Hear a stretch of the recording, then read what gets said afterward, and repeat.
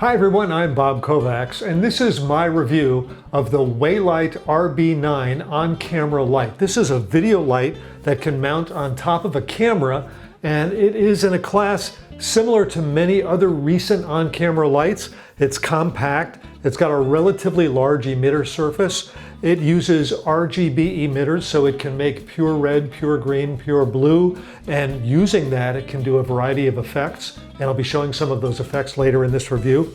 On the back, there's a little back panel that tells you what it's doing. On the bottom, there's an attachment point so that you can install it this way, and on the short edge, there's an attachment point so you can attach it this way. There's obviously a wide variety of things you can do to attach it. It's got controls on one edge and a dedicated on-off switch on the top, which I really like. So let's go ahead and start talking about the Weeylite RB9. This is a really fun little light, and I can't wait to show you what it can do. Just how big or small is the Weeylite RB9? Well, I have an older on-camera light that I've had for many years now, and it's approximately the same size in terms of the actual surface that it radiates the light from, but look at how much thicker it is than the Weeylite. Not only that, but this older light, has got a battery that sticks out from the back. It's a removable battery, but this battery is 2200 milliamp hours, while the Weeylite has an internal battery that's 3000 milliamp hours. So it can run considerably longer than this light, and it has a built-in battery. You don't have to worry about fussing around fumbling with batteries. Of course, when the battery runs down, you can't just swap it with another battery to get more use out of it. Now, the Weeylite RB9 is not the thinnest of this style of light. I have another light here that's made by Photo, and as you can see, it is even thinner and smaller. The Photo is the size of a cell phone, while the Weeylite RB9 is a little bit thicker. Weight is also something to think about, especially if you put your light on top of the camera. The Weeylite is 269 grams, fairly beefy for something on top of your camera. The Photo, which is smaller but has about the same size light emission surface, is 174 grams, while my traditional light, the one I have is made by Generay, is 332 grams, the heaviest of the lot. In a few days, I will be working on a car project, a car tutorial, where I will be replacing the rubber hose down here and a couple of the other hoses in the engine. And this light, the Weeylite RB9, is a pretty good light source for shooting a tutorial like this. If you mount it on top of the camera, it puts the light exactly where you need it. Well, I'd like to do a quick interview to show you how the light looks in an interview situation, but there's really nobody here to interview. Oh, I guess I now do have somebody to interview. Well, look, can you tell me what you think about the Weeylite RB9? What's your favorite feature? Oh, I see. Well, I really like the amount of light that it makes, but I think my favorite feature about the RB9 are the controls, particularly the dedicated on-off switch. I think that's my favorite part of this light. Well, that's pretty good. Well, thanks for agreeing to do an interview with me. I'll see you later. Okay, see you around.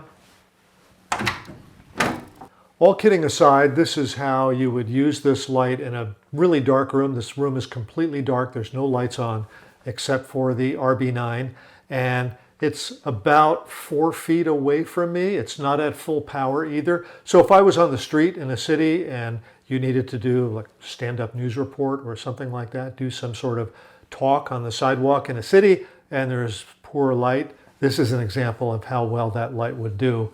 And it's, I think, lighting my face pretty well. Okay, let me talk a little bit about some of the features of the RB9 light and how you access the features. First of all, on this side, there's 4 buttons, and these 4 buttons are what you use to access the features. There's also the panel on the back that lets you see what the light is doing at any given time. So let's take a closer look. Notice that one of these buttons is red, so that's the set button, and that's going to be important in setting it into the right mode. So let me demonstrate how you get into the scene mode and then what you can do once you're there. So the M is the mode button right here. So press the mode button until you see scene at the bottom of the display. And right now the scene has got a lightning bolt next to it. So press the set button to select among the aspects of the scene. Right now you're at the scene level, the lightning bolt is blinking. So now you can change the lightning effect to a different effect if you want. I'm going to press the up button, and now it's gone to the police car effect. And it looks like a pretty convincing police car, the red and blue flashing. And there's lots and lots of more effects in here. I'm going to step down.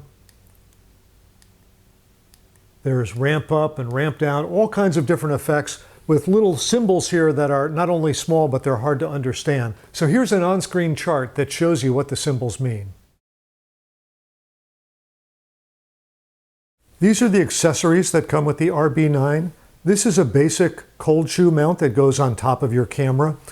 This is a tiny tripod, and this is an adapter for the top of the tripod that lets you attach a cell phone so that you can do convenient vlogging work. All three of them work together like this.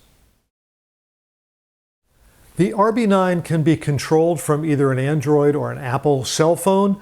Now, I've got an Android cell phone and I tried to download the app, and so far I haven't figured out how to do that. But if you've got an Apple cell phone, maybe it's easier for you. In any event, you can remotely control this via Bluetooth from a cell phone, which is kind of a fun feature to have. The Weeylite RB9 is a pretty nifty light to have in your toolkit. If all you need is a basic white light that goes on top of your camera, this is a really good basic white light. It gets very bright, and it also has the widest range of color temperatures that I've seen for a light like this. Now, it's a little heavier than some of the competition, and that could be a concern for you. So if you are concerned about the weight that you have on top of your camera, maybe you need to check first to see if this is the right product. But otherwise, the range of effects that it does, the ease of adjusting it, and the controls, I think it's a pretty nifty light to have in your toolkit. Hey everybody, I'm Bob Kovacs. Thanks for watching.